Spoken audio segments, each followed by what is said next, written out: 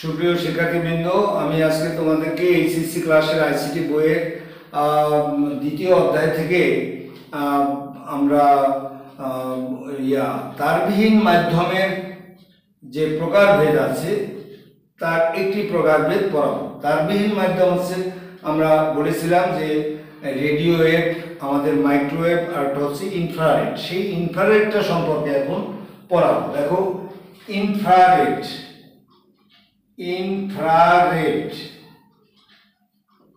এখন আমি দেখাবো যে এই ইনফ্রারেডটা মূলত কাকে বলে।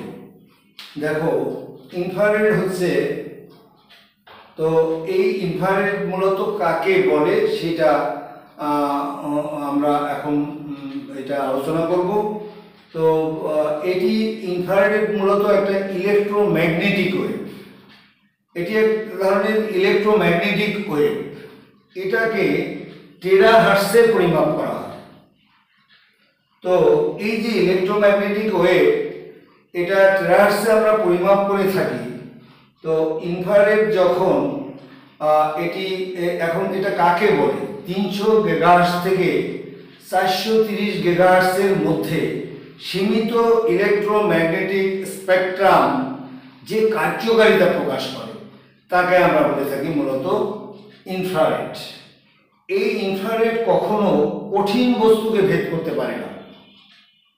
এটি যখন শক্তিশালী আলোকরশ্মির সংস্পর্শে আসে তখন তার ক্ষমতা কিন্তু লোপ পেয়ে যায়।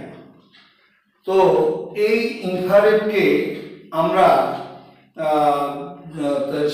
আমরা আমাদের কাজের প্রয়োজনে যে সমস্ত যন্ত্রপাতি ব্যবহার করি, যেমন আমরা টিভিতে রিমোট ইউজ করি, এসিতে আমরা রিমোট ইউজ করি, এই যে বিভিন্ন টাইপের আমরা রিমোট কন্ট্রোলটা ইউজ করি, এই রিমোট কন্ট্রোল থেকে যে ওয়েভটা বেরিয়ে আসে, যখন আমরা রিমোটটাকে চাপ দিই তখন যে ওয়েভটা সেখান থেকে বেরিয়ে আসে সেটি মূলত হচ্ছে ইনফ্রারেড।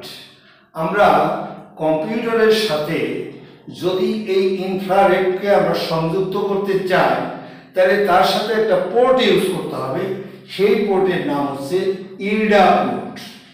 ইরডা পোর্ট ব্যবহার করতে হবে। এই কথাগুলো এমসিকিউর জন্য আমাদের খুব দরকারি।